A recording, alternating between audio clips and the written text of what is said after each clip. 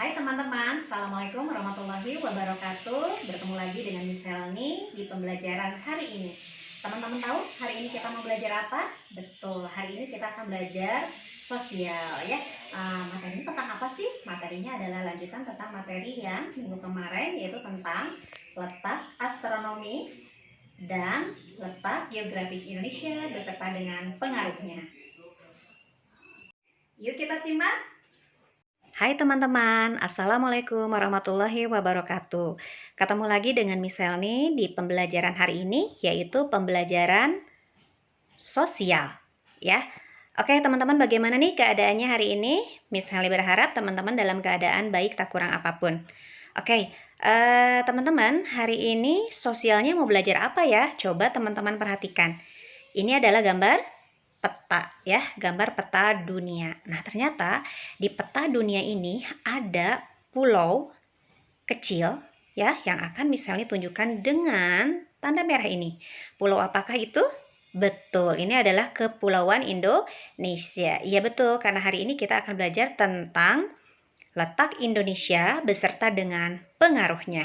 Oke, tapi sebelum ke sana, Miss Helni akan mengingatkan kembali materi yang sudah Miss Helni jelaskan, yaitu tentang garis hayal yang ada dalam peta ataupun globe. Nah, di sini Miss bantu dengan gambar globenya.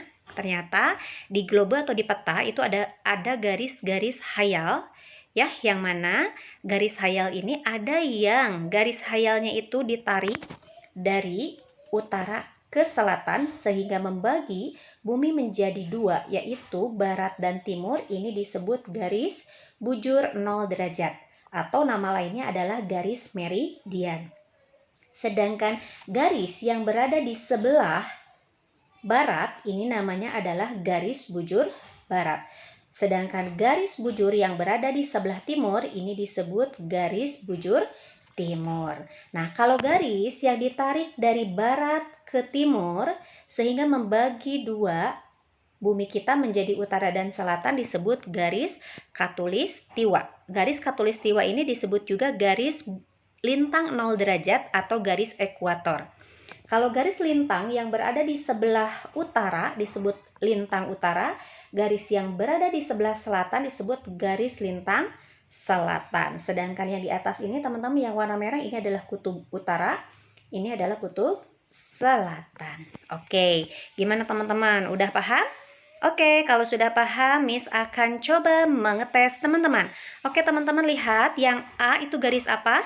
Good, itu adalah garis lintang utara. B, betul, garis bujur timur. Kalau C, garis khatulistiwa atau garis lintang 0 derajat atau garis ekuator. Kalau yang D, betul sekali, garis lintang selatan. Yang E, kutub selatan. Yang F, kutub utara. Dan yang G itu adalah garis bujur barat. Gampang kan teman-teman ya? Oke, baiklah.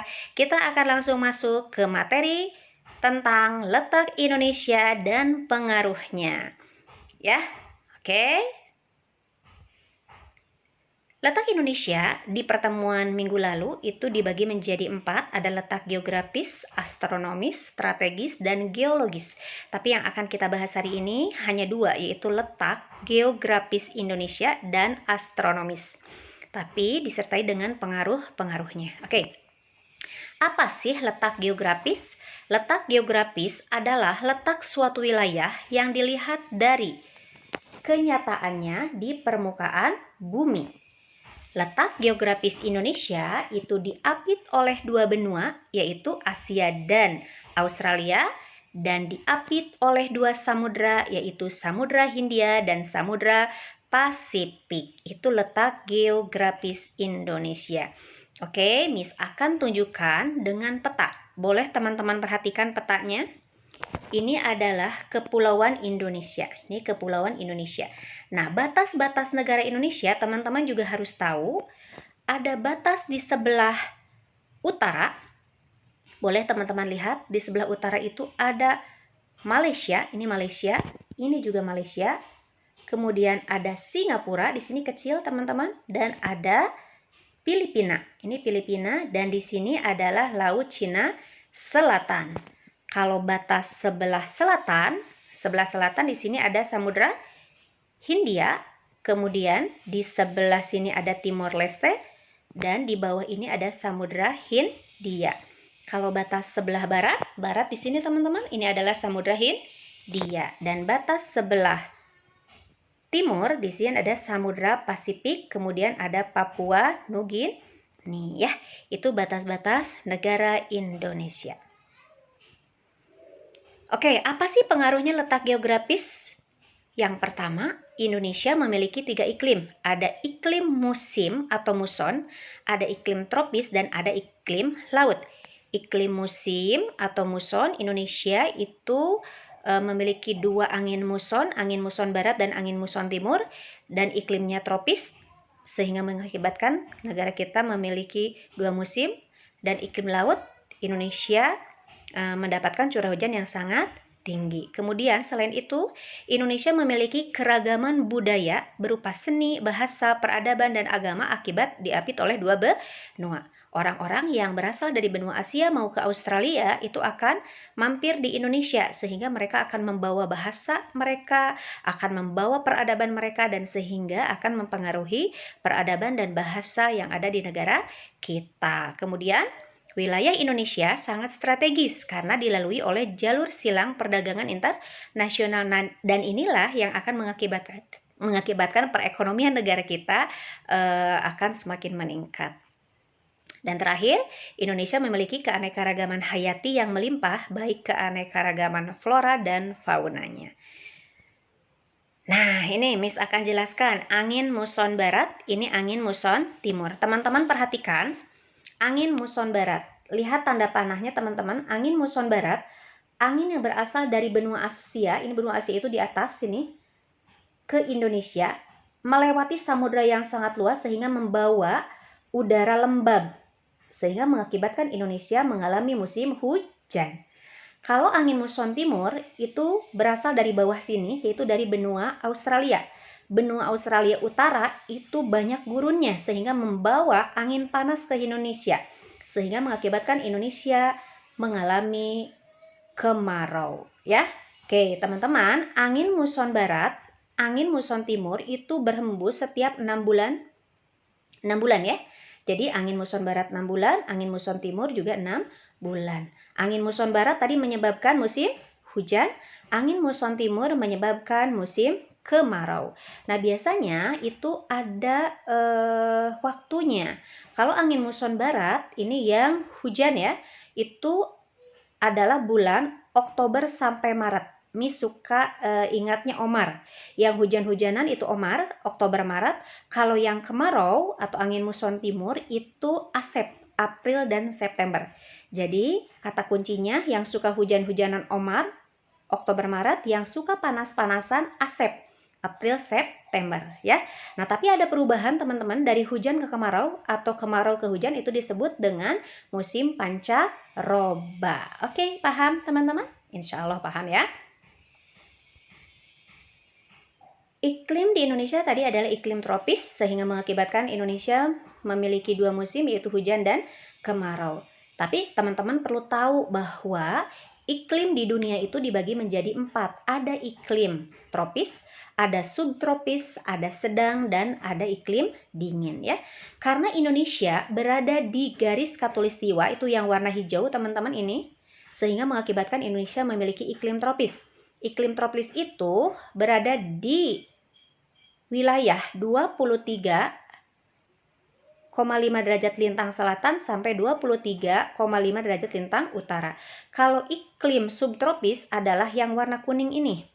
Berarti iklim subtropis itu berada pada garis lintang 23,5 lintang selatan sampai 35 atau 40 derajat lintang selatan, atau 23,5 derajat lintang utara sampai 35 atau 40 derajat lintang utara. Sedangkan iklim sedang, ini iklim sedang yang warna biru, itu berada di garis lintang 40 atau 35 derajat lintang utara sampai 60,5 derajat lintang utara, atau 35 atau 40 derajat lintang selatan sampai 66,5 derajat lintang selatan. Kalau iklim kutub atau dingin itu berada di garis lintang 60,5 derajat lintang utara sampai 90 derajat lintang utara dan 66,5 derajat lintang selatan sampai 90 derajat lintang selatan. Itu pembagian iklim dunia. Oke.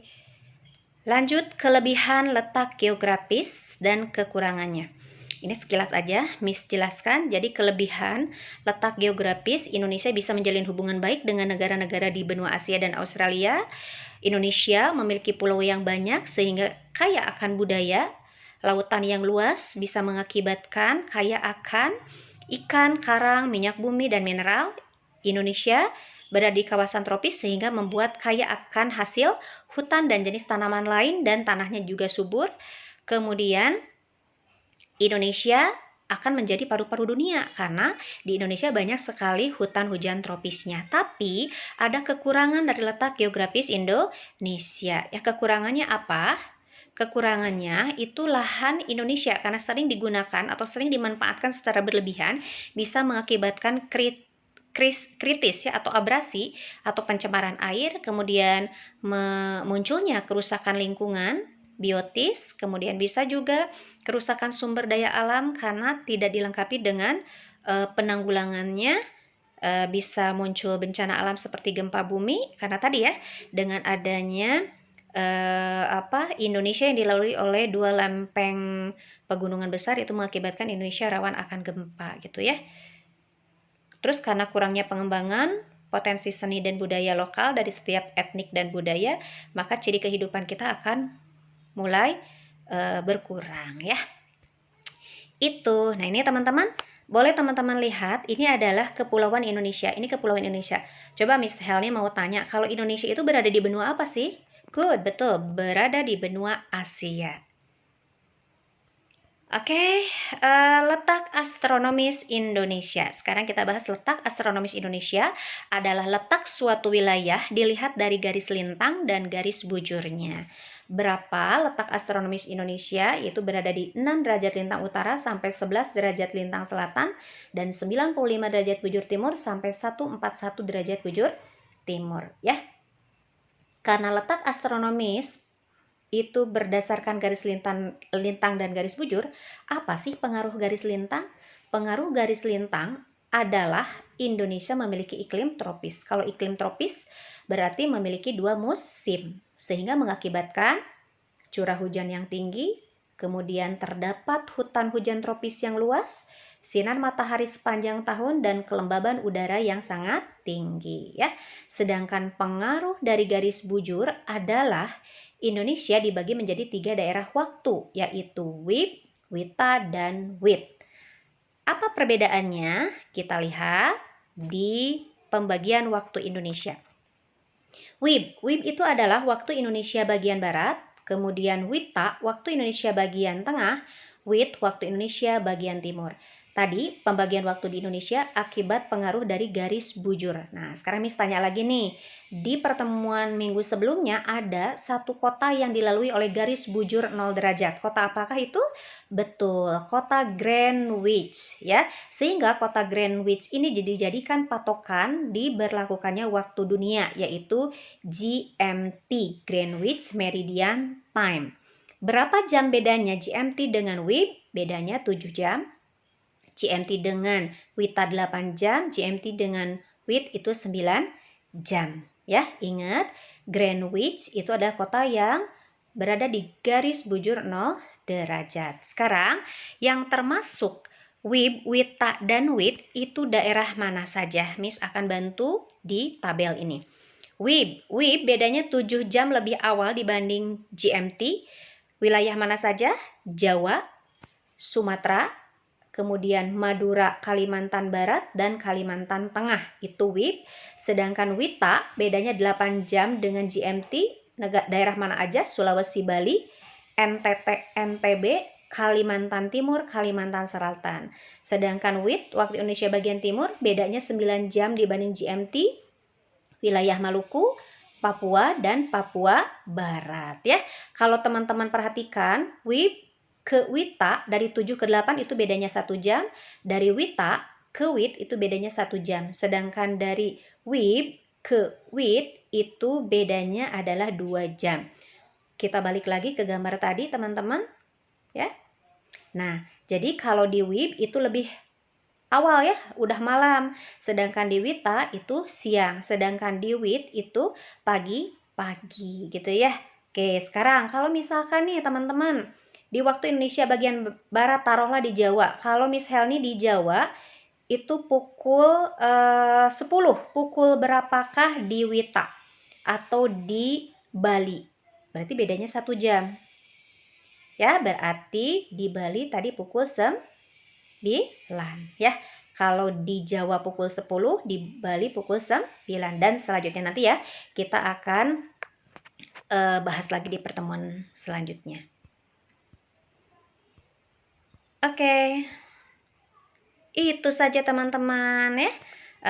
Penjelasan sosial tentang letak Indonesia beserta pengaruhnya.